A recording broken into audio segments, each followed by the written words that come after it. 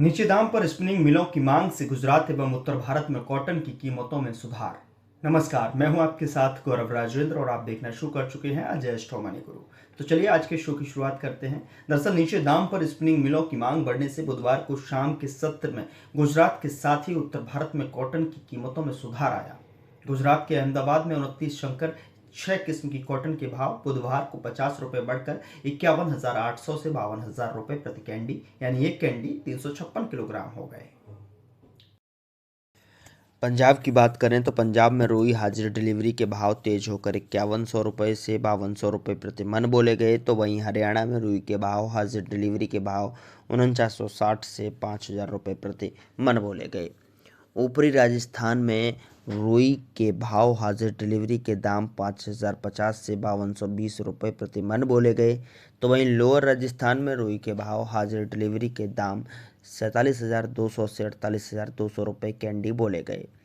देश भर की मंडियों में कपास की आवक 1,12,300 गांठ, एक गांठ तकरीबन 170 किलो की हुई।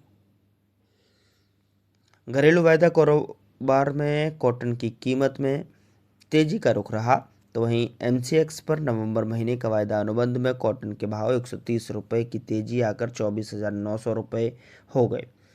आईसीई के इलेक्ट्रॉनिक ट्रेडिंग में कॉटन की कीमतों में तेजी आई। कॉटन कॉरपोरेशन ऑफ इंडिया यानी सीसीआई ने बुधवार को ई नीलामी में 99 लॉट में 1,69,400 क्विंटल बिनौला बेचने की पेशकश की। कॉटन कॉरपोरेशन ऑफ इंडिया यानी सीसीआई ने बुधवार की नीलामी के माध्यम से 900 गांठ कॉटन की बिक्री, जिसकी खरीद घरेलू स्पिनिंग मिलों द्वारा की गई। निगम ने कॉटन की बिक्री कीमतों को स्थिर रखा। केंद्र सरकार ने कॉटन के आयात पर शून्य शुल्क की समय सीमा को 30 सितंबर 2025 से बढ़ाकर 31 दिसंबर 2025 किया हुआ है। व्यापारियों के अनुसार नीचे दाम पर जिनर्स की बिक्री कमजोर होने से कॉटन की कीमतों में हल्का सुधार आया है। हालांकि घरेलू बाजार में कॉटन की उपलब्धता ज़्यादा है, अतः इसकी मौजूदा कीमतों में अभी बड़ी तेजी के आसार नहीं हैं। सीसीआई घरेलू बाजार में लगातार पिछले साल की खरीद हुई कॉटन बेच रही है, अतः मिलों को आसानी से कच्चा माल मिल रहा है, इसलिए स्पिनिंग मिलें कॉटन की खरीद सीमित मात्रा में ही कर रही हैं। केंद्र सरकार ने दिसंबर तक शून्य शुल्क पर कॉटन के आयात की अनुमति दी हुई है, जबकि सितंबर के अंत में घरेलू बाजार में कॉटन का बकाया स्टॉक इसके पिछले साल की तुलना में ज़्यादा बचा हुआ था। विदेशी बाजार में खाद्य तेलों की कीमतों में मिला-जुला रुख रहा। हालांकि घरेलू बाजार में कॉटन वॉश की कीमत स्थिर से तेज हुई। राजकोट में कॉटन वॉश के भाव तेज होकर 1245 रुपये प्रति 10 किलो हो गए। तो वहीं इस दौरान धुले में कॉटन वॉश की कीमत तेज होकर 1240 रुपये प्रति 10 किलो हो गई। अमरावती में कॉटन वॉश के दाम बढ़कर 1220 रुपये प्रति 10 किलो पर स्थिर हो गए। तो वहीं तेल मिलों की खरीद सीमित होने के कारण बिनौले की कीमत स्थिर हो गई। हरियाणा में बिनौले के भाव 3400 से 3600 रुपये प्रति क्विंटल पर स्थिर हो गए। इस दौरान राजस्थान में बिनौला के भाव 3500 रुपये से 3700 रुपये प्रति क्विंटल बोले गए।